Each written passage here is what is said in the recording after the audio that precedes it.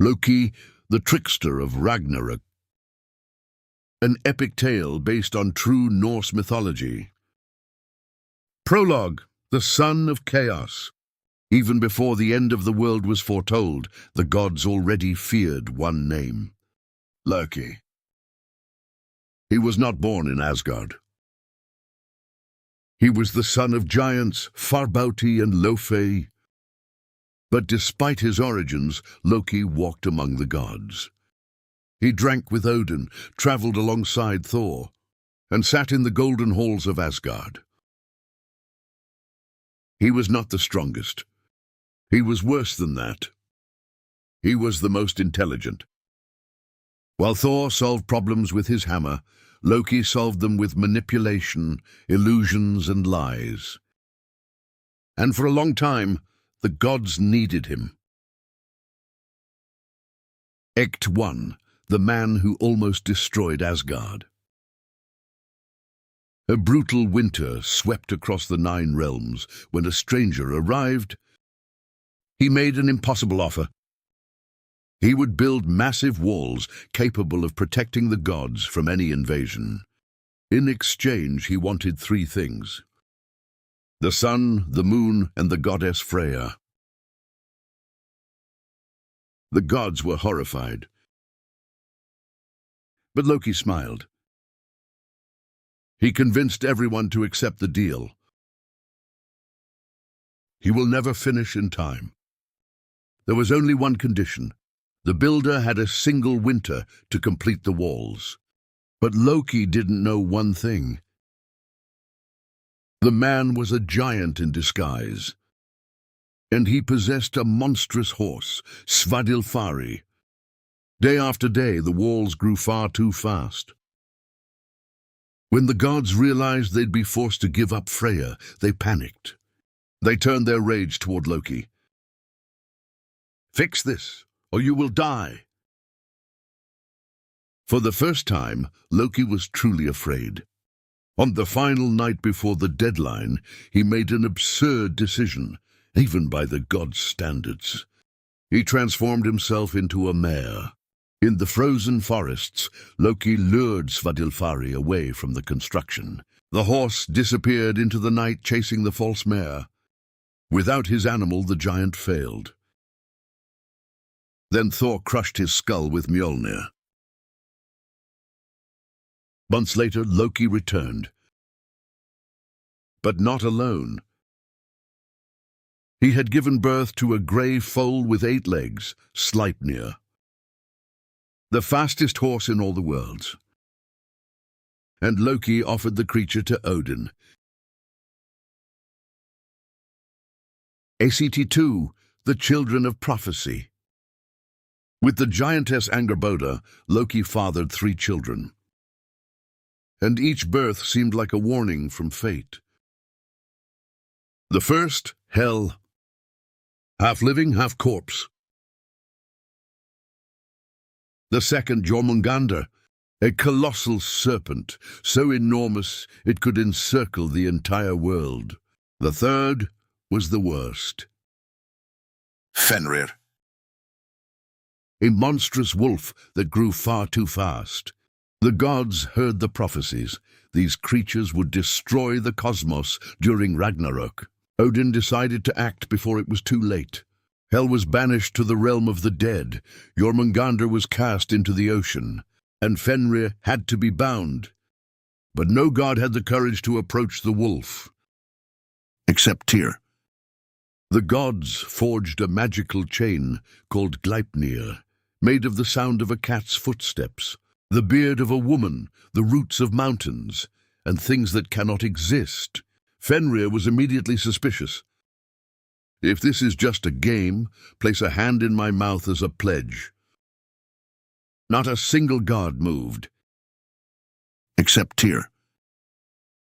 The god slowly placed his hand between the wolf's teeth. When Fenrir realized he had been deceived, he tore off Tyr's arm. The wolf's howl echoed across all 9 realms. Act 3. The Death of Baldr. Among all the gods, one was loved above all others. Baldr. The beautiful, the pure, the radiant. Then Baldr began to dream of his own death. His mother Frigg, terrified, travelled the world demanding that all things swear never to harm her son. Stones swore, trees swore, diseases swore, metal swore. Everything in the universe promised to protect Baldr. Everything except the small and seemingly harmless mistletoe. Loki discovered this, and in that moment, something changed inside him. Perhaps envy, perhaps hatred, perhaps just the pleasure of destroying joy. At a feast in Asgard, the gods played by throwing weapons at Baldr, laughing as they bounced off harmlessly. Then Loki silently approached Hoder, Baldr's blind brother. He placed an arrow made of mistletoe in his hand and guided his arm. The arrow pierced Baldr's chest. The hall fell into absolute silence. The god of light fell dead. And in that instant, Ragnarök had begun. Act 4. The Hunt for Loki. The gods went mad with rage. Loki fled. He hid in distant mountains, transformed himself into animals, shifted his form again and again. Finally, he became a salmon and concealed himself in a river. But Odin found him. The gods captured Loki and prepared a punishment worse than death. They used the entrails of one of his own sons to bind him to the stones of a cave. Above him they placed a giant serpent. Its venom dripped slowly onto Loki's face for eternity. The only one who stayed by his side was his wife, Sigyn. She held a bowl to keep the venom from hitting him. But whenever she had to empty it, the drops fell. Loki screamed in agony. And the earth trembled. The Vikings believed his spasms of pain were the cause of earthquakes. There, trapped in darkness, Loki waited through the ages, waiting for the end. Fem, Ragnarök. Then came the signs. The Fimbul winter, endless wars, the collapse of order, and finally the chains broke. Loki escaped. Fenrir too, Jormungandr rose from the oceans, the dead marched from hell. Loki sailed toward the end of the world aboard Naglfar, a ship made of dead men's nails. The sky cracked open. Mountains burned. The ocean swallowed the earth. While Thor faced Jormungandr and Odin stood against Fenrir. Loki advanced toward the Bifrost Bridge. There stood Heimdall, the Watcher who sees all, enemies destined for each other since the beginning.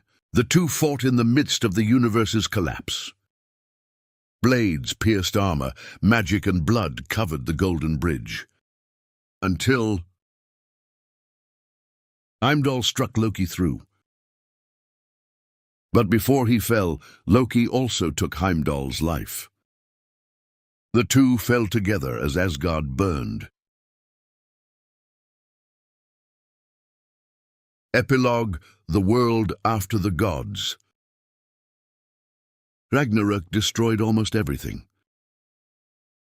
Thor died, Odin died, Loki died. But the Norse believed that the end was never truly the end. After the fire came the sea. After the sea came life again. And somewhere in the stories told around Viking fires, the name of Loki lived on. Not as a hero, not merely as a villain, but as the inevitable force of chaos that even the gods were powerless to control.